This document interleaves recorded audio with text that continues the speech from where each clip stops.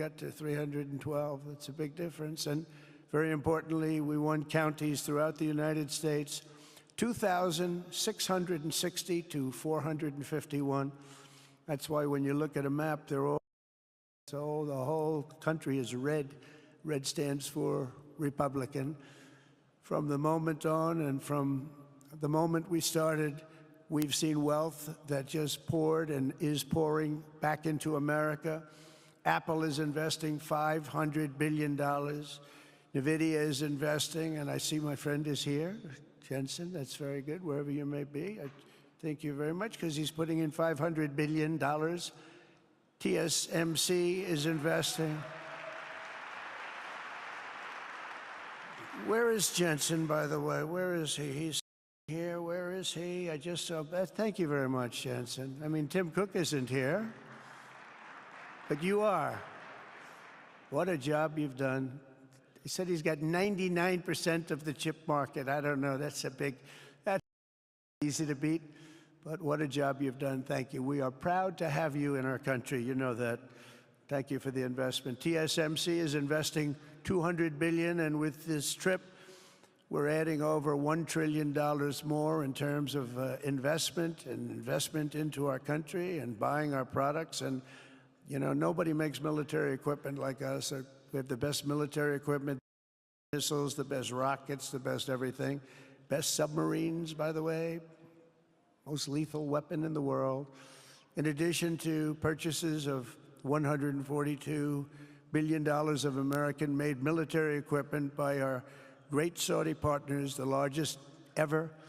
This week, there are multi-billion-dollar commercial deals with Amazon, Oracle, AMD. They're all here. Uber, Qualcomm, Johnson & Johnson, and many, many more. So I want to congratulate everybody. So many great business executives, many of you, most of you I know. And they're coming in, you know, about a month ago. They weren't that happy when they saw me. And now they're saying, sir, you're doing a great job. Thank you very much. It's amazing what a rising market will do. Oh, it's going to get a lot higher. In fact, I told people 5 weeks ago, this is a great time to buy. I got criticized for that. Now they don't criticize me anymore. People should have listened. But it's going to go a lot higher. You see, we've never had anything like this happen. It's an explosion of investment and jobs, and great companies are coming in. Never seen anything like it. There's no better place to make a future or make a fortune, do anything, frankly, than what we have in the United States of America under a certain President, Donald J. Trump. I have the right attitude. I have the same attitude that the people in the front row, second row, third row have. As you get back, perhaps they start to wane a little bit in terms of their view. But they understand, and we're doing what a lot of smart people would do. And we're not necessarily being politically correct. You saw what we did yesterday with health care. We've cut our health care by 50 to 90%. You're going to see drugs and pharmaceuticals come down at numbers that nobody has ever seen. And drugs, pharmaceuticals, we think will be dropping. And it'll be a redistribution of costs with other nations, which really took advantage of a very nice group of people that ran our country.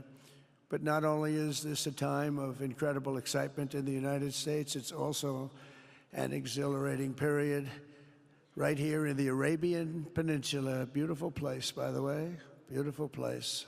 Exactly, thank you. Exactly 8 years ago this month, I stood in this very room and looked forward to a future in which the nations of this region would drive the forces of terrorism and extremism, drive them right out of existence, and take your place among the proudest, most prosperous, most successful nations as leaders of a modern and rising Middle East. So exciting, so exciting. Mohammed, do you sleep at night? How do you sleep? Huh? Just thinking.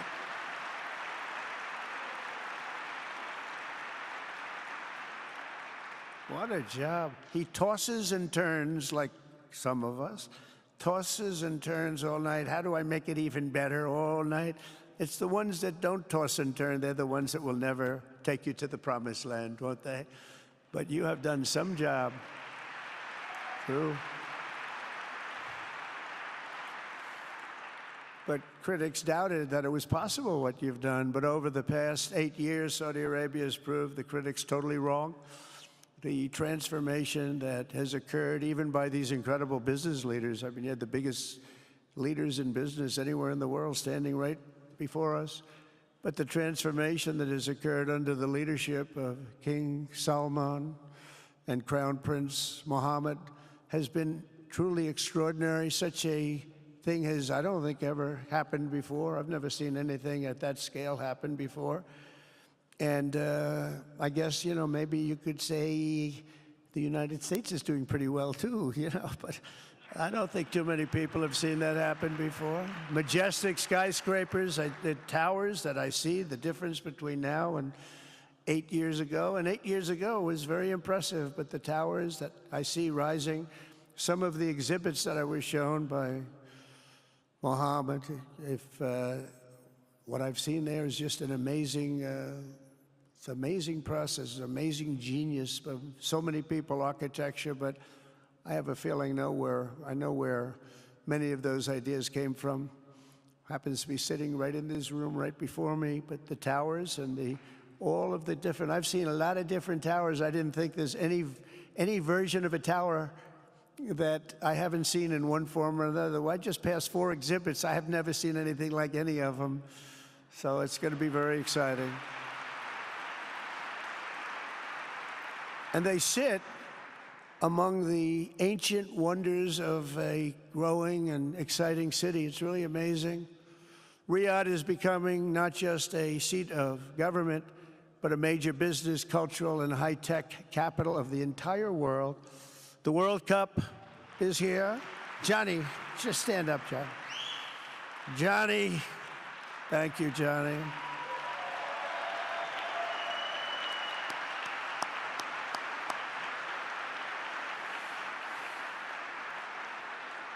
Great job, Johnny, great job. But the World Cup and the World Expo will soon be coming here, just like the World Cup is coming to the United States. It's going to be really exciting next year. The engines of Formula One racing now roar through the streets of Jeddah in a historic milestone. Other industries recently surpassed oil. Think of it.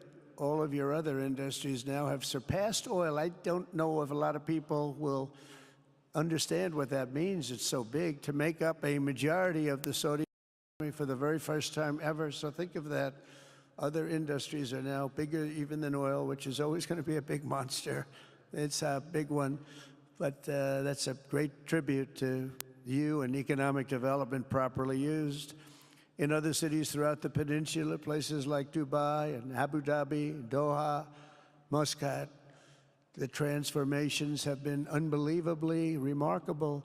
Before our eyes, a new generation of leaders is transcending the ancient conflicts of tired divisions of the past and forging a future where the Middle East is defined by commerce, not chaos, where it exports technology, not terrorism, and where people of different nations, religions, and creeds are building cities together, not bombing each other out of existence. We don't want that.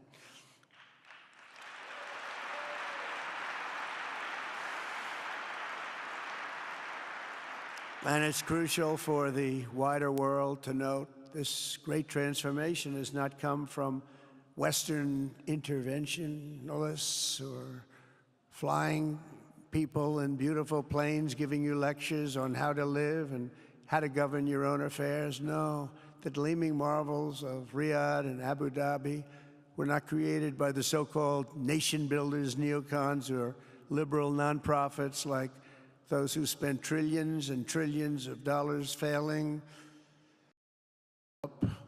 Kabul, Baghdad, so many other cities. Instead, the birth of a modern Middle East has been brought by the people of the region themselves, the people that are right here, the people that have lived here all their lives, developing your own sovereign countries, pursuing your own destiny.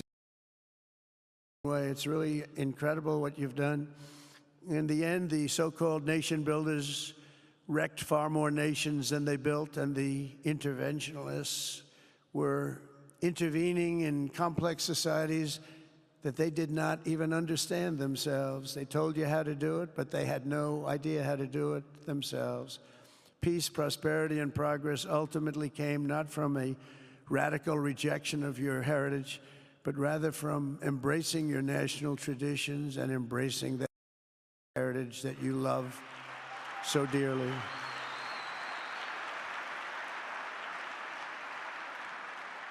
And it's something only you could do. You achieved a modern miracle, the Arabian way. That's a good way.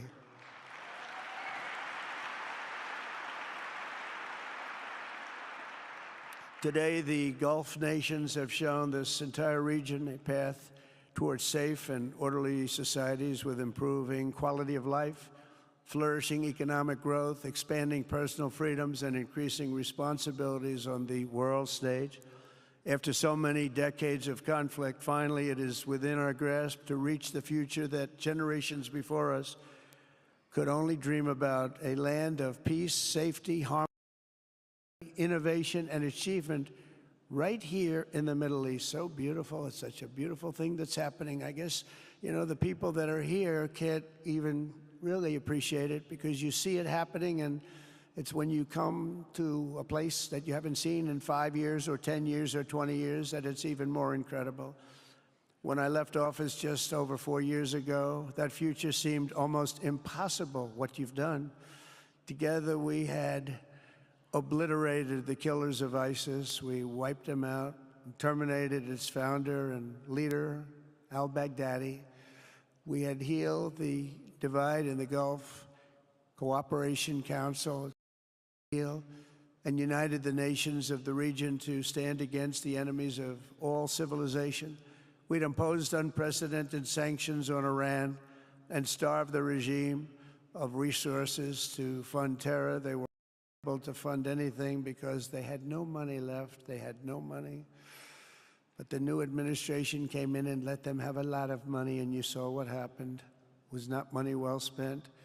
And with the historic Abraham Accords that we're so proud of, all the momentum was aimed at peace, and it aimed very successfully. It's been an amazing thing, the Abraham Accords, and it's my fervent hope, wish, and even my dream that Saudi Arabia, a place I have such respect for, especially over the last fairly short period of time, what you've been able to do, but we'll soon be joining the Abraham Accords. I think it'll be a tremendous tribute to your country, and it will be something that's really going to be very important for the future of the Middle East. I took a risk in doing them, and they've been an absolute bonanza for the countries that have joined. The Biden administration did nothing for 4 years. We would have had it filled out. But it will be a special day in the Middle East with the whole world watching when Saudi Arabia joins us, and you'll be greatly honoring me, and you'll be greatly honoring all of those people that have fought so hard for the Middle East. And I really think it's going to be something special, but you'll do it in your own time, and that's what I want, and that's what you want, and that's the way it's going to be. When I left office, the only thing still standing between this region and its unbelievable potential was a small group of rogue actors and violent thugs seeking constantly to drag the Middle East forward and into havoc, mayhem, and indeed into war. Unfortunately, instead of confronting these destructive forces, the last U.S. administration chose to enrich them and empower them and give them billions and billions of dollars.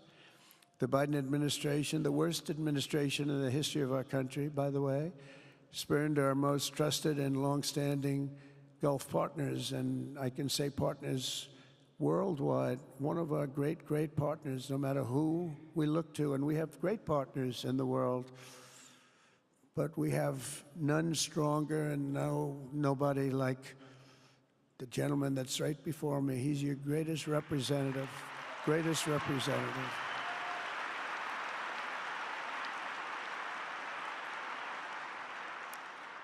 And if I didn't like him, I'd get out of here so fast.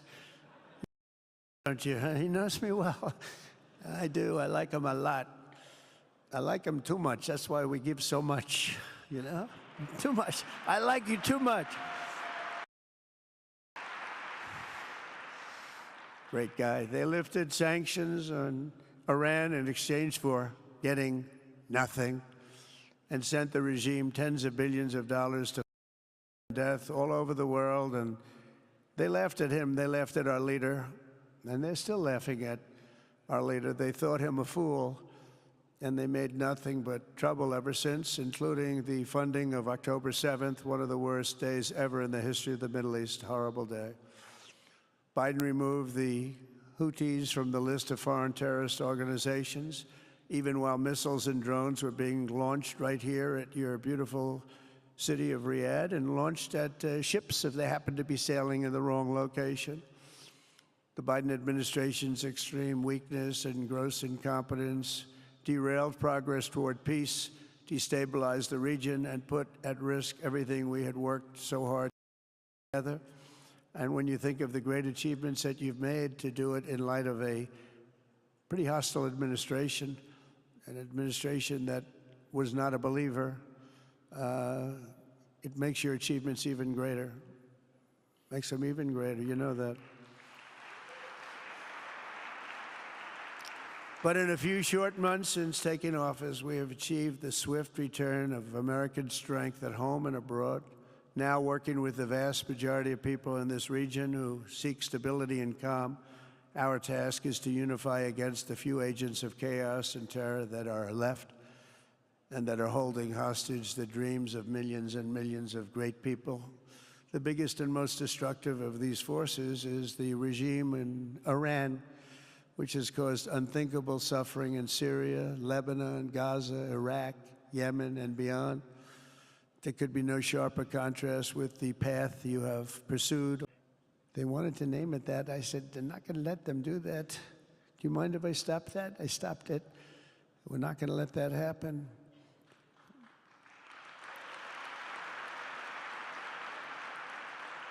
While you have been constructing the world's tallest skyscrapers in Jeddah and Dubai, Tehran's 1979 landmarks are collapsing into rubble and dust. They had it going for a little while under a much different system, but those buildings are largely falling apart, falling down, while you're building some of the world's biggest and most incredible infrastructure projects, buildings, all sorts of things you're building that nobody's ever even seen before. Iran's decades of neglect and mismanagement have left the country plagued. It's lasting for hours a day, all the time you hear about it. While your skill has turned dry deserts into fertile farmland, Iran's leaders, deserts, water mafia, it's called it the water mafia, causes droughts and empty riverbeds. They get rich, but they don't let the people have any of it. And then, of course, there's the key difference at the root of it all. While the Arab states have focused on becoming pillars of regional stability and world commerce, Iran's leaders have focused on stealing their people's wealth to fund terror and bloodshed abroad. Most tragic of all, they have dragged down an entire region. Lives were lost in the Iranian effort to maintain a crumbling regime in Syria. Look at what happened with Syria. In Lebanon, their Hezbollah proxies have pillaged the hopes of a nation whose capital, Beirut, was once called the Paris of the Middle East. Can you imagine? All of this misery and so much more was entirely avoidable, absolutely avoidable.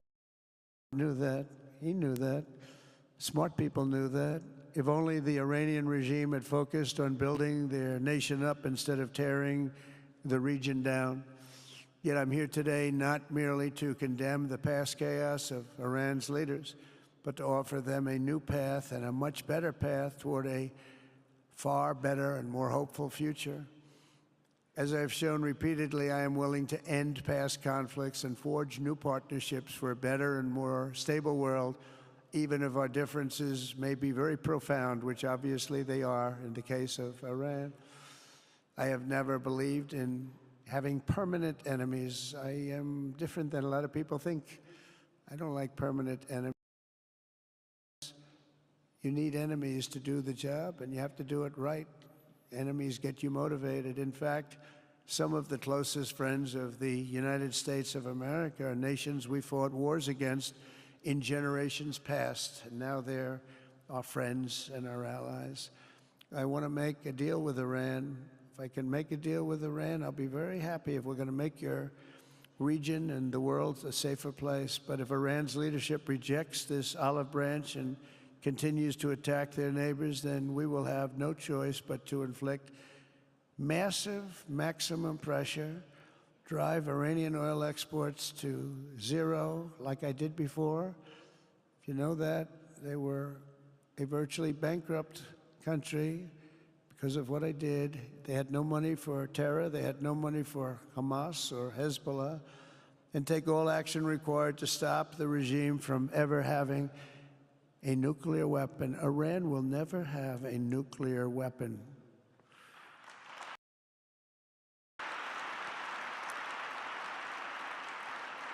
But with that said, Iran can have a much brighter future, but will never allow America and its allies to be threatened with terrorism or nuclear attack. The choice is theirs to make. We want them to be a successful country. We want them to be a wonderful, safe, great country, but they cannot have a nuclear weapon. This is an offer that will not last forever. The time is right now for them to choose. Right now, we don't have a lot of time to wait. Things are happening at a very fast pace. They're happening right here. They're happening at a very fast pace. So they have to make their move right now, one way or the other. Make your move. As I said in my inaugural address, my greatest hope is to be a peacemaker, to be a unifier.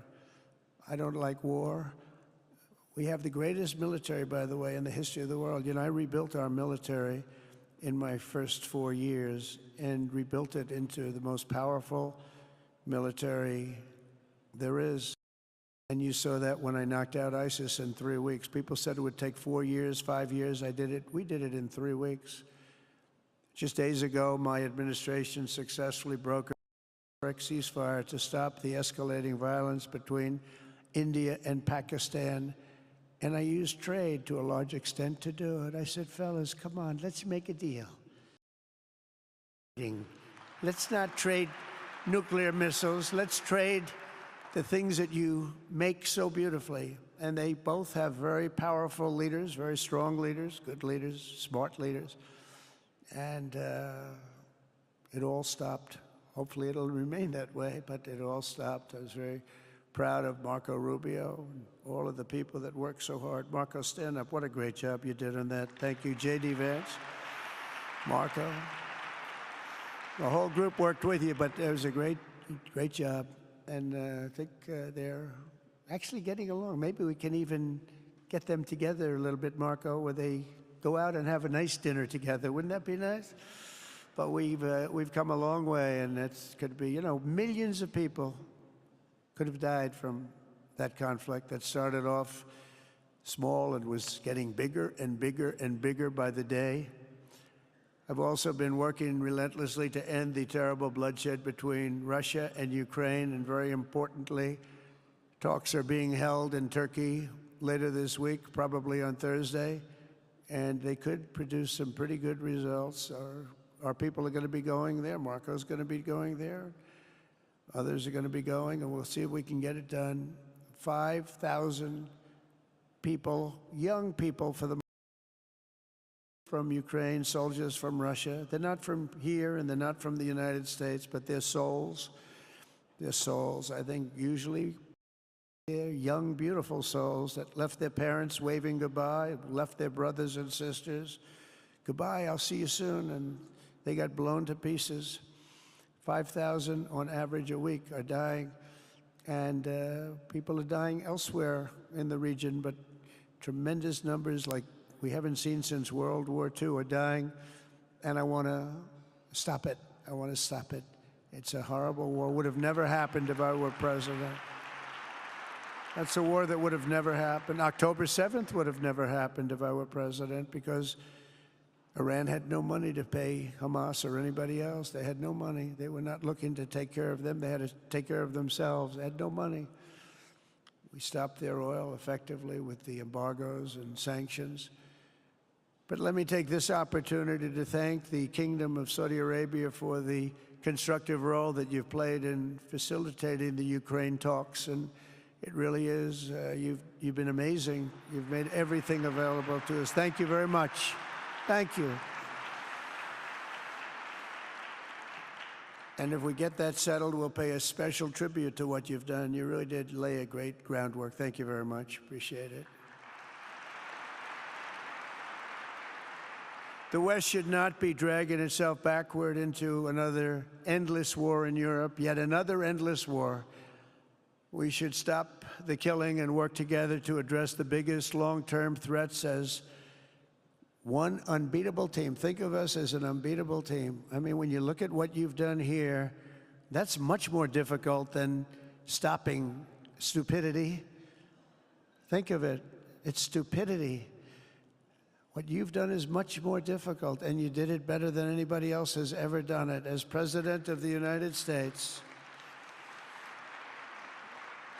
my preference will always be for peace and partnership whenever those outcomes can be achieved. Always. It's always going to be that way. Only a fool would think otherwise.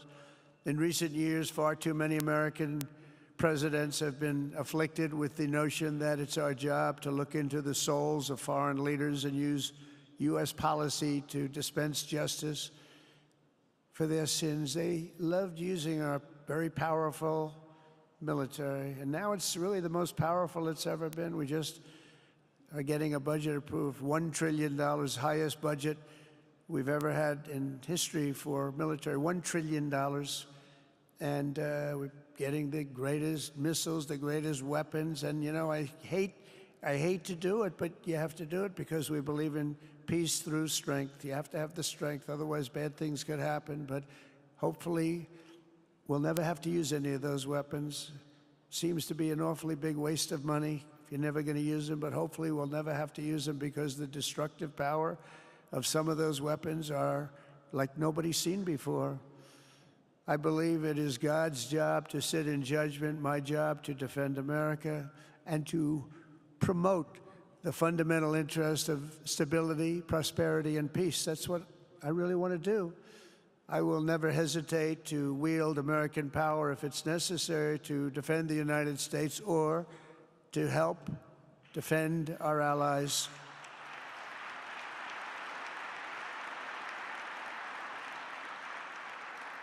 And there will be no mercy for any foe who tries to do us or them harm. We will have no mercy. They understand that. That's why I've been pretty lucky. A lot of people think, you know, he's looking to fight. He's looking to fight, and things get settled. It's an amazing thing when they really think you mean it. But we do. We have the greatest military, the strongest military, stronger than any. Nobody's even close. We have the best weapons in the world, but we don't want to use them. If you threaten America or our partners, however, then you'll be faced with overwhelming strength and devastating force. We have things that you don't even know about, you don't hear about, and if you did, you'd say, wow. In recent weeks, following repeated attacks on American ships and freedom of navigation in the Red Sea, the United States military launched more than 1,100 strikes on the Houthis in Yemen. As a result, the Houthis agreed to stop. They said, we don't want this anymore. It's the first time you've heard that from them, too. They're tough. They're fighters. But just days ago, we were asked to cease targeting commercial. They were not going to be targeting commercial ships in any way, shape, or form, or anything American. And they were very happy that we stopped. But we had 52 days of thunder and lightning like they've never seen before.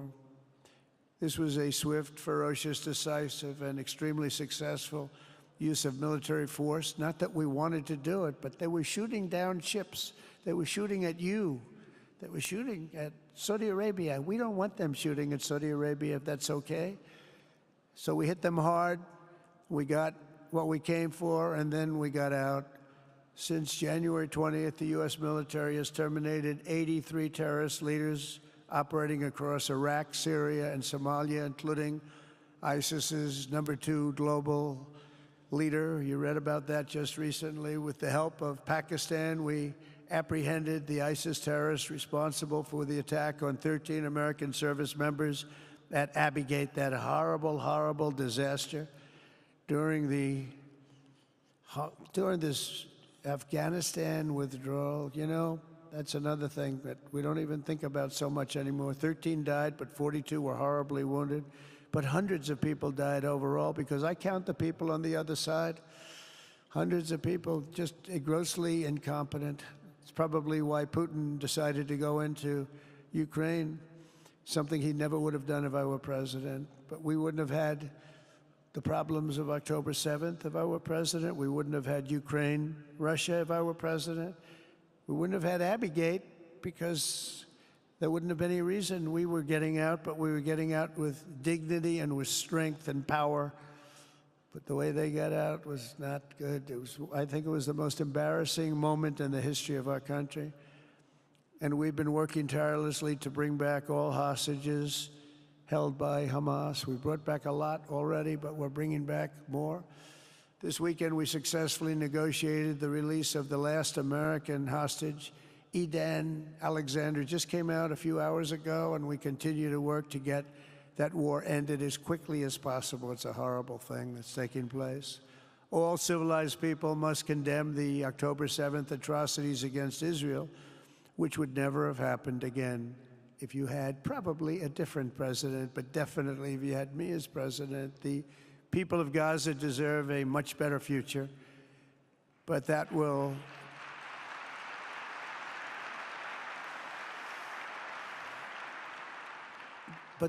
or can not occur as long as their leaders choose to kidnap, torture, and target innocent men, women, and children for political ends. The way those people are treated in Gaza, there's not a place in the world where people are treated so badly. It's horrible.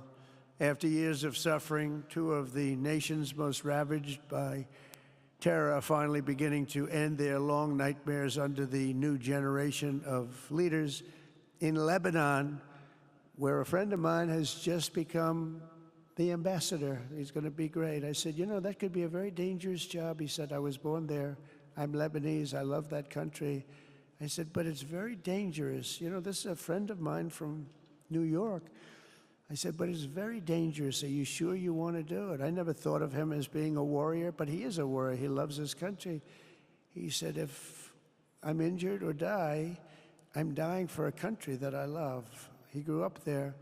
It's horrible what's happened in Lebanon, but you have a great ambassador, I can tell you that. In Lebanon, which has been endlessly victimized by Hezbollah and their sponsor, Iran, a new president and prime minister have brought the first real chance in decades for a more productive partnership with the United States, and we're going to work with their new ambassador and everybody else, Marco, and we're going to see if we can really help them out and let them get over that very high grid that they're going to have to get over.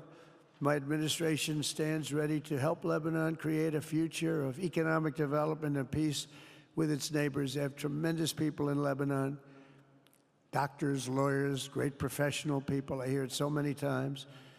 Likewise, in Syria, which has seen so much misery and death, there is a new government that will hopefully succeed in stabilizing the country and keeping peace. That's what we want to see in Syria. They've had their share of travesty, war, killing, many years.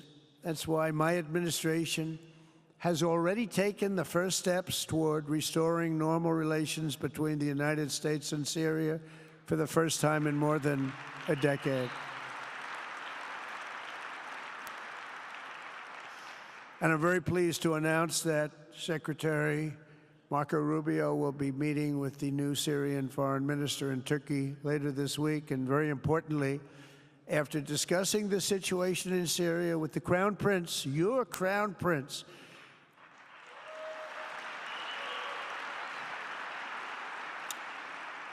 and also with President Erdogan of Turkey, who called me the other day and asked for a very similar thing, among others, and friends of mine, people that I have a lot of respect for in the Middle East, I will be ordering the cessation of sanctions against Syria in order to give them a chance at greatness.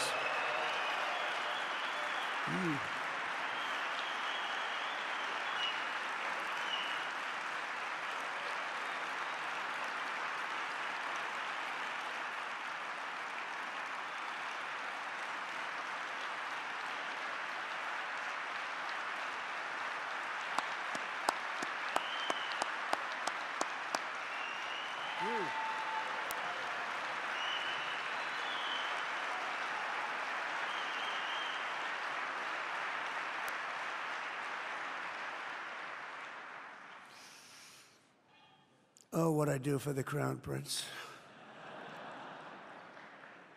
The sanctions were brutal and crippling and served as an important, really an important function, nevertheless, at the time. But now it's their time to shine. It's their time to shine. We're taking them all off, and they're going to have, I think they're going to have, based on the people and the spirit and everything else that I'm hearing about. So I say good luck, Syria. Show us something very special like they've done, frankly, in Saudi Arabia, okay? They're going to show us something special. Very good people. Where we can, my administration is pursuing peaceful engagement, offering a strong and steady hand of friendship to all that will take it in good faith. Together, we have made unprecedented strides and tremendous progress, and we're still just at the dawn of the bright new day that awaits for the people of the Middle East, the great, great people of the Middle East. If the responsible nations of this region seize this moment, put aside your differences and focus on the interests that unite you, then all of humanity will soon be amazed at what they will see right here in this geographic center of the world. It really is. It's like a center of the world and the spiritual heart of its greatest faiths. For the first time in 1,000 years, the world will look at this region not as a place of turmoil and strife and war and death, but as a land of opportunity and hope, just like you've done right here, a cultural and commercial crossroads of the planet. Security and stability will lift millions into lives of safety and success, and the nations of this region will be free to realize your highest destinies, honor your proud histories, harness amazing new opportunities, and bring incredible glory to Almighty God. People will come from all over the globe to be inspired by the cities you build, the businesses you create, the technologies you invent, and the beauty, talent, and potential you unleash right in the hearts of your citizens. Each of you will be able to take tremendous pride in the legacy you will leave to your children, because you will have given them the ultimate blessings of prosperity and peace. So important. In the United States, we've launched the golden age of America. It's the golden age. We see it. We see it with all that money, trillions and trillions of dollars pouring in, hundreds of thousands of jobs coming in with it. And with the help of the people of the Middle East, the people in this room, partners throughout the region, the golden age of the Middle East can proceed right alongside of us. We will work together. We will be together. We will succeed together. We will win together. And we will always be friends.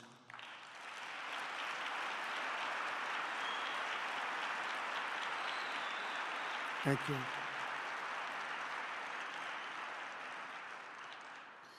So, Mohammed, I want to thank you again very much for having me. And as a representative of what I think is the greatest nation in the world, we are with you all the way, and you have a tremendous future. Thank you very much.